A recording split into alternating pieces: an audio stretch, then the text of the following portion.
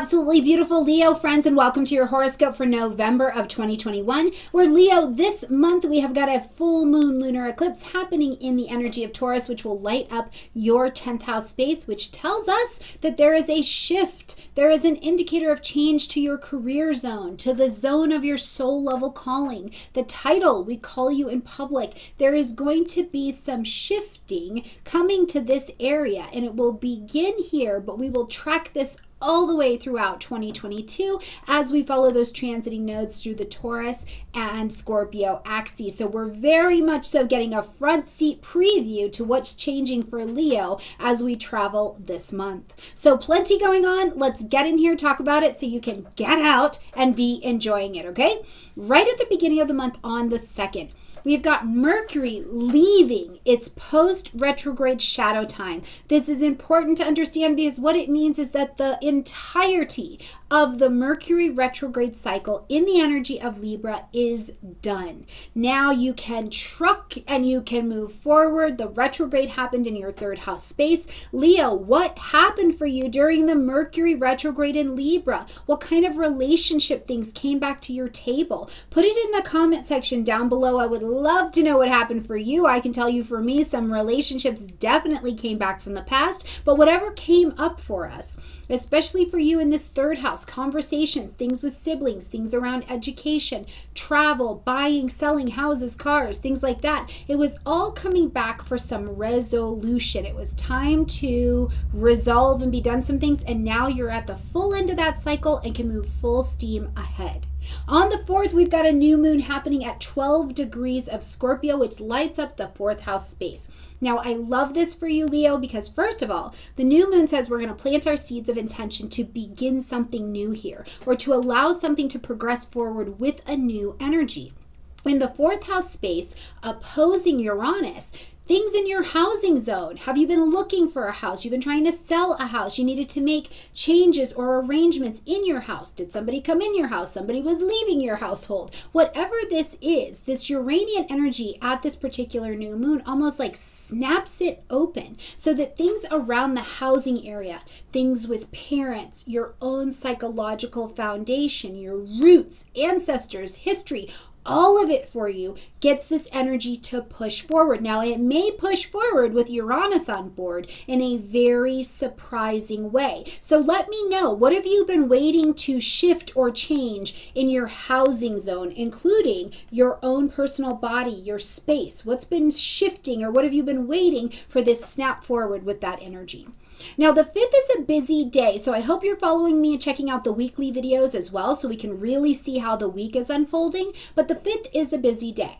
First of all, we've got Venus moving into the energy of Capricorn, and it's going to be here for a lot longer because there's going to be a retrograde here. But this lights up your 6th house space. So one of the things that comes distinctly to mind is that, first of all, as Venus comes into any space, she acts as a magnetizing energy, but also bringing a harmony, an ease, a beauty. So with Capricorn energy, are you trying to create a new foundation of beauty and of ease in your daily routine? 6th house. Do you need ease and cooperation between co-workers, between clients, in your health and in your wellness? Are you looking to ease your mind? Are you looking for some level of magnetized beauty to let Venus take a hold and bring some harmony in this area? Now, Venus is also just still Venus, and she does like money. So my freelance people, people looking for a job, any of that kind of stuff, this is your season. And now remember, you're also going to retrograde here. So even as something comes in, you may be revising it as we get through the retrograde happening next month, but it's not about a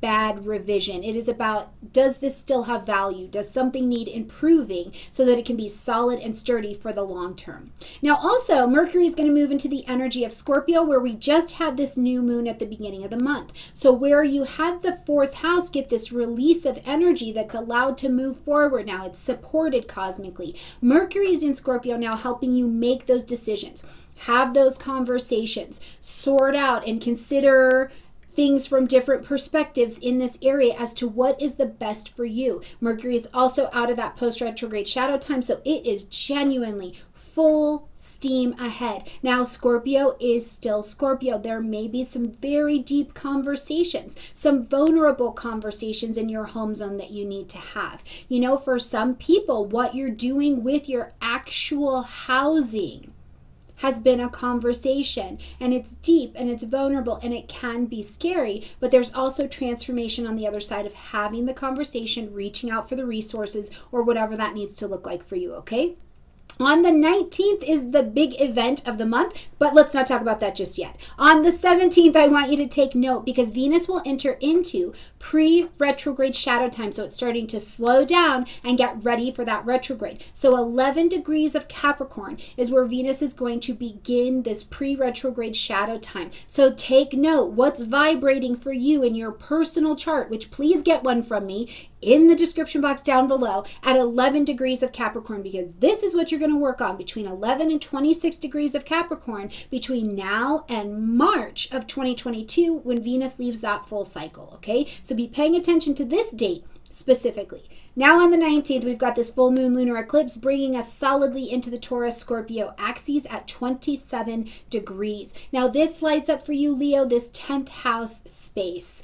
And I love this energy. This eclipse is happening in the same sign that Uranus has been shaking and vibrating and changing and innovating. So this is your career, soul level calling, things that you're doing in public, the identity that we know you as in public. And Uranus has been shaking that up. So my question for you, Leo, is at this point in the year, as we're moving towards this eclipse and we're moving towards this home and family axis for you over this next year, what has come to your attention around your career, around your name in public that you're not interested in anymore? You're ready to release and set it free in this Taurus energy so that you can adjust and acknowledge that new state of being and move forward, because that is exactly what this eclipse sets you up for. And you'll work on this energy for the next 6 months and then all throughout 2022, okay? Now, as we get to the end of the month, we are going to see the sun move into the energy of Sagittarius on the 21st. We'll see Mercury move into the energy of Sagittarius on the 24th, which will light up your 5th house space, bringing light, heat, life, and motivation, as well as clear thinking to the table of your 5th house. Optimism meets play, joy, self-expression, romance, things about your children. Are they going off on their own next journey at this point in the year? You know, what's happening in your 5th house zone that Sagittarius is giving you this energy to get out of your comfort zone? Go see something a little above your horizon. Have a conversation with people in a different language. You know, what are you being called to at this particular point in the month, okay? All right, my beautiful Leo friends, I hope you have a gorgeous month. Remember to look at these energies as well against your own particular natal charts, okay? And if you're having trouble finding the active transits in your chart, check out the description box down below and look at the video that says finding your active transits, okay? All right, my loves, I will see you next month. Bye.